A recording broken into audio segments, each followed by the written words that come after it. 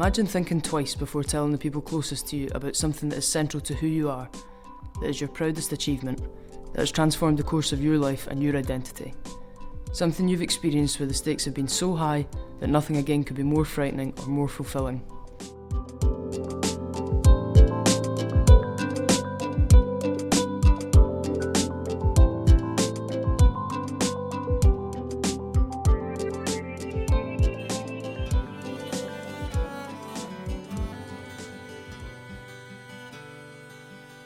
Well, I think all my life, really, I've felt very isolated at times.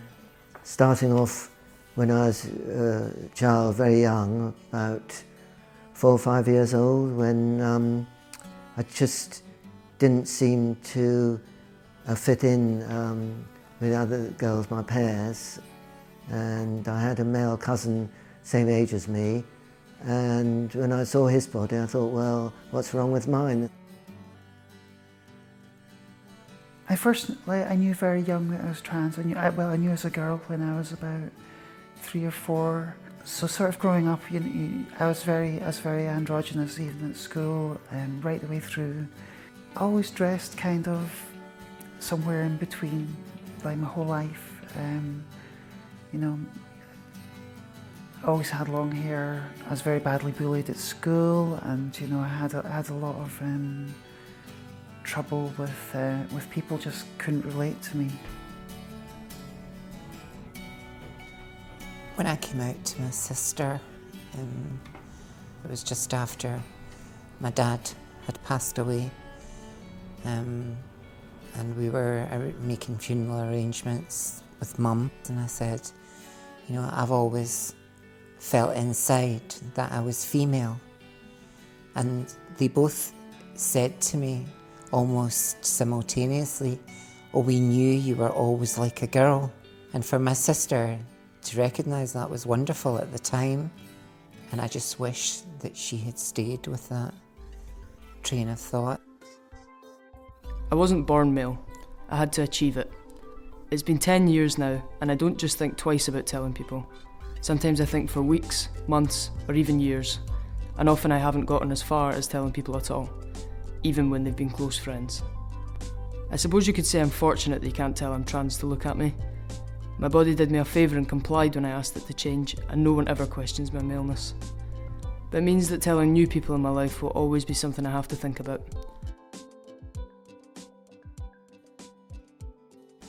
For me, transitioning, when I eventually transitioned, it was all about getting my body right.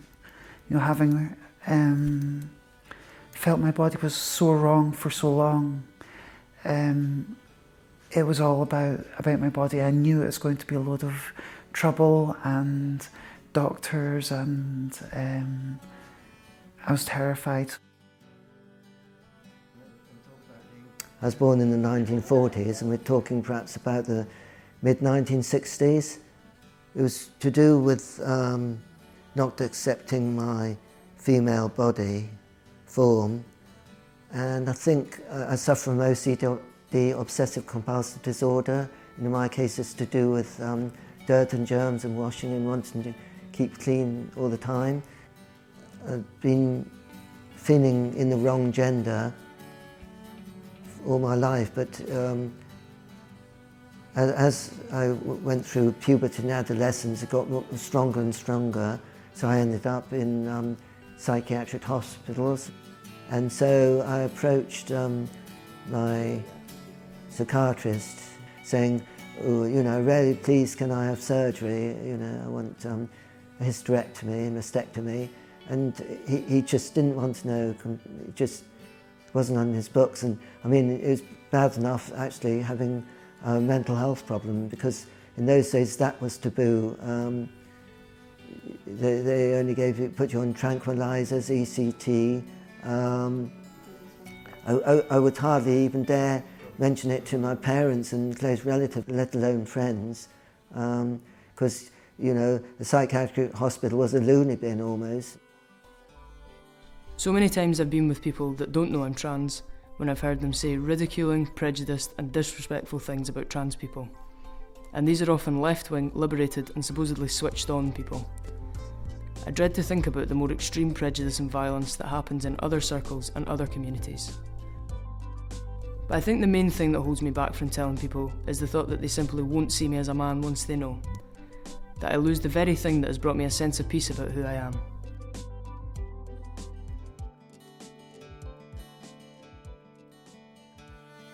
You know, I said to her, I'm serious about this, I'm going through my surgery. And she turned around and said to me, over the phone, she said, if you want to live as a woman, that's more than my nerves could stand. I don't want anything to do with you. And she put the phone down on me. And that's the last contact that I've had with her. Well, it was like the biggest rejection, you know, because basically she was all I had left in the way of family.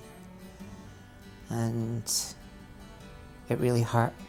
I think the worst thing about it was it actually fed in to my feelings of being a freak and being unacceptable. Because she was saying, I won't accept you, I want you to stay as my brother. And I was just trying to be myself. And I thought, well, even if my sister won't accept me for who I truly am, then what chance have I got with just some random person in the street? I think when you first start to transition, because quite often you lose a lot of friends, suddenly people are reacting to you in a way that you weren't really trained for, and I found knowing situations that were safe as a woman entirely different from those situations that are safe as a guy. And you find it very difficult to interact because you're not quite passing the way you should, and you know you're still finding yourself in terms of your own gender expression. If as I did at the time I grew up, and every trans person I know or meet, they all seem to have the same feeling that they're just like invisible. You know, no one. They've got their own identity. They want to the world to know, shall we say, and in this society, very often one just can't show it.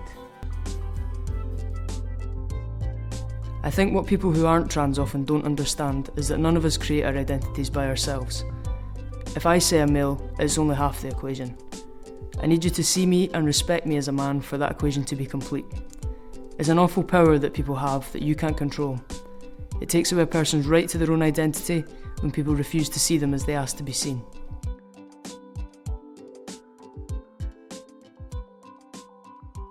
Before I transitioned, I used to get so much trouble. I used to get so much, are you a boy or a girl? What are you? Just stuff like that all the time. Even strangers in pubs or on a bus, and they feel like they can ask you the most intimate questions. It's like, can I ask you a very personal question? You know, and they just launch into sort of where your genitals are at, and it's not normal for people to ask you about your genitals within 5 minutes of talking to you in normal society, you know. I try not to use the word transsexual because I think as soon as you bring sex into the equation, people automatically, that pricks up their ears.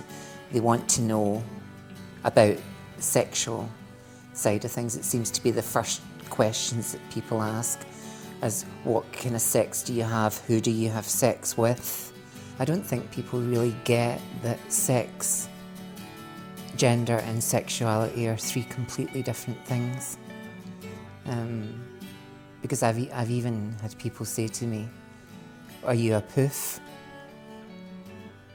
slang words like that, because they just think that because you're feminine, there's something different about you, and they just group it all under the one heading.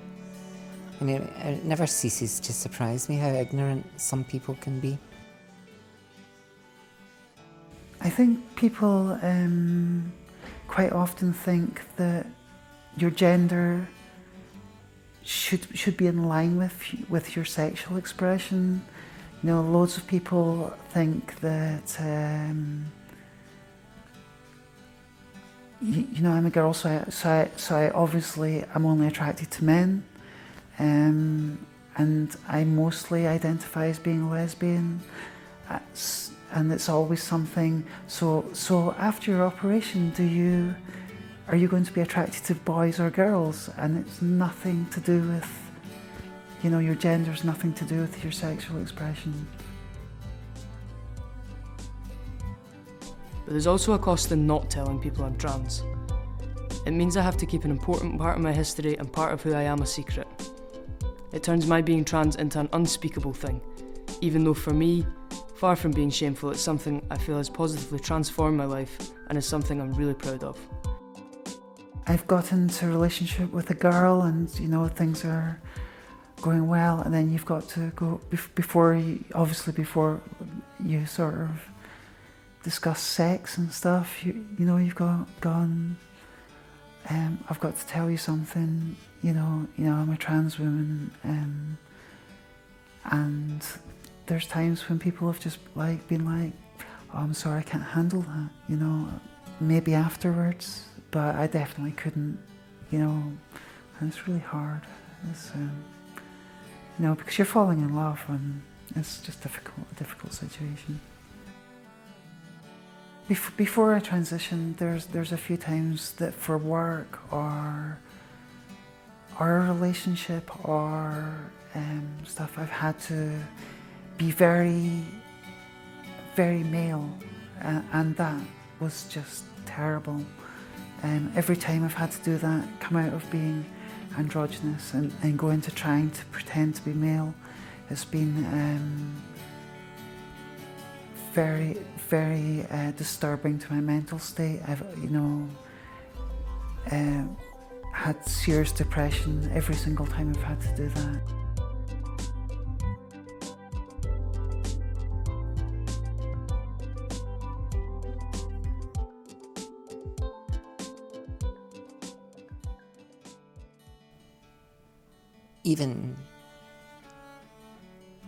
I transitioned about 8 years ago, fully.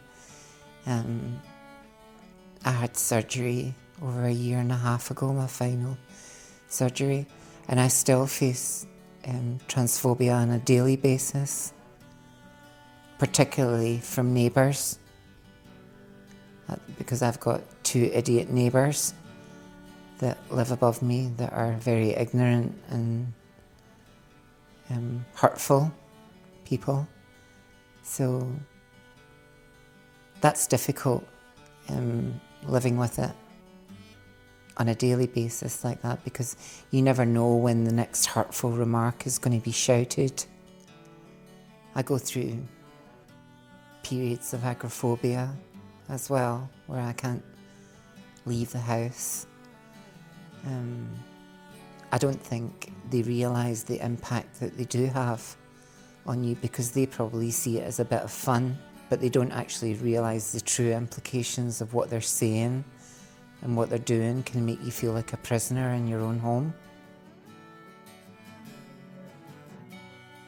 My OCD gets worse if I'm under pressure, but other times I've done some pretty amazing things. I was trying to get a job to do with the SEAL ships, and then I heard of a Norwegian merchant company that took female deckhands, doing all the heavy deck work and on watch, travelling over the high ocean, you know, discharging, loading on oil and painting, having crude oil over, a pretty filthy job.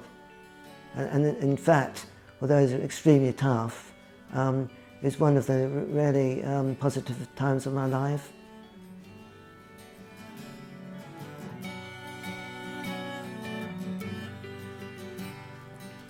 when I finally was on hormones and being accepted as a man, although now I feel I'm still androgynous in many ways, more fluid, you know, because I never could be 100% male anyway. But the fact that in a society where one has to be either male or female, then it's a case of being recognised as a male and having a better life than I would had I been remaining as a female. I've written poems, and I've got a collection of poems I put together with the help of someone else, which I had published. And with my photography as well, I've been to some pretty fantastic places around places in the world. So both have been quite therapeutic in a way. More and more I'm being open in my life about being trans, and the more I do, the more positive it becomes as part of my identity. Though at the same time the prejudice I face becomes more of a reality. The fact is, until the stigma against trans people changes, it's not going to stop being difficult each time the moment comes to out myself to the next person. I think, to be honest, I think that LGBT Centre has been a life saver for me. I've met some really warm, genuine people here. Obviously you get to talk to other trans people about shared experiences, which is lovely.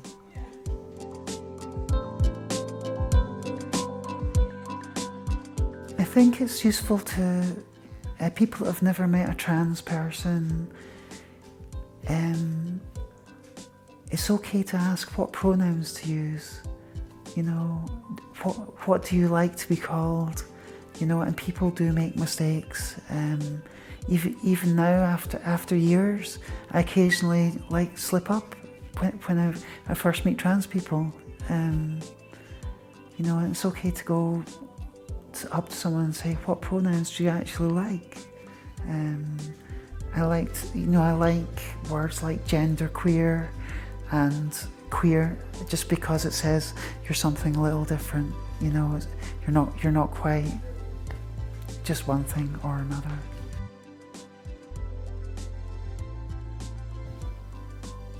Being trying to be recognised as who I want to be, who I am inside me. As a trans person or as a human being, that's the main thing. Try and look inside yourself and say, what is it I fear from this person? Because I can assure you that we're probably a lot more afraid of you than you are of us. And just like when you get to know us, we're not a bad bunch, really.